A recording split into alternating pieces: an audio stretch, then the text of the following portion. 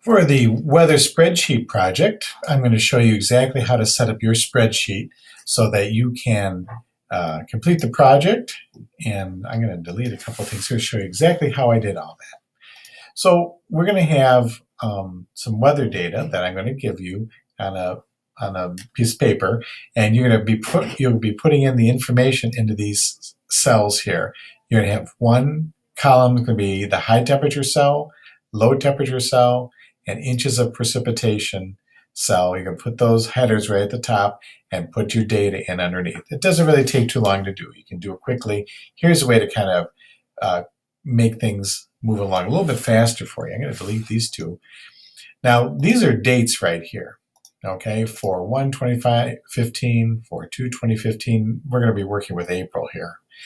And so what you do is, if you want to make it easy to put in all these dates, select these two that you typed in, and then move your mouse over so you get like a little plus sign in the lower right corner of the ones that you selected.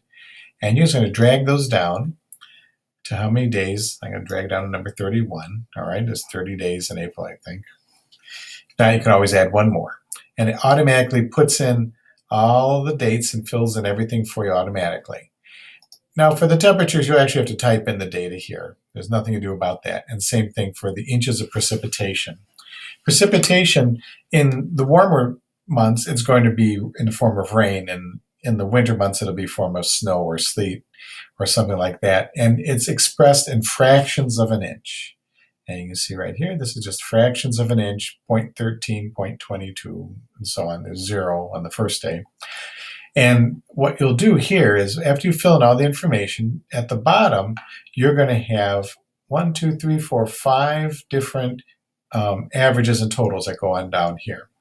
You have the average high, average low, total inches of precipitation, the warmest and the coldest temp from the highs and the lows. So that way you can kind of see what's the temperature normally going to be in April. That would be the average. And how hot you can expect it to be and how cold you could expect it to be in April. So all you need to do is to get the average. We've done this before. Is you click in the cell where you want the average high to show up.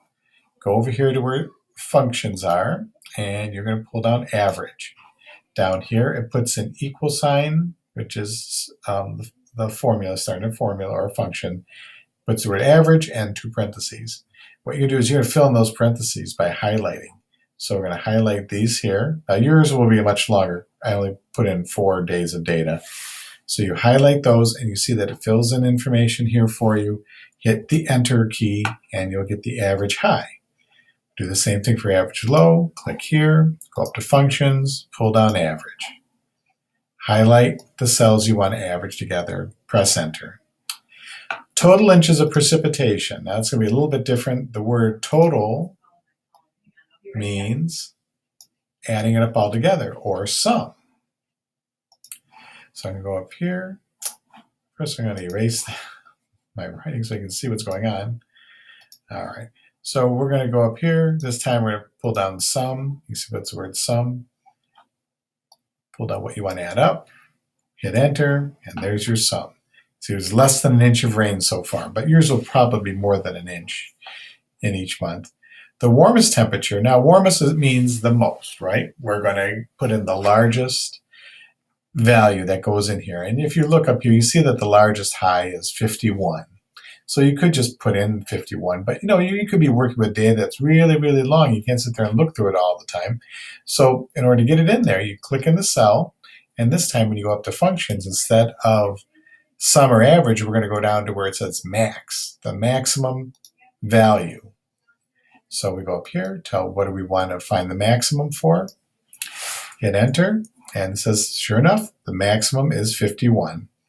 We'll do the same thing for the coldest temperature. Coldest is going to be min or minimum. Pull these down, hit enter. That's the coldest low. Now what we want to do also is we want to make a high and low temperature chart with the data that we have. And so what I'm going to do is I'm going to highlight this data. I'm not going to use precipitation because if you see precipitations in fractions of an inch, decimals, and these are whole numbers. And so it makes the chart look a little confusing. So we're just going to go high and low temperatures. So select from A1 to whatever the last data you have. It'll be way down here. And then go over here, you're going to make a chart. Now, whenever you're plotting data that's over time, usually the best chart is the line chart because it'll show you the movement, how things are going. You wouldn't want to use a pie chart or anything like that. So hit insert.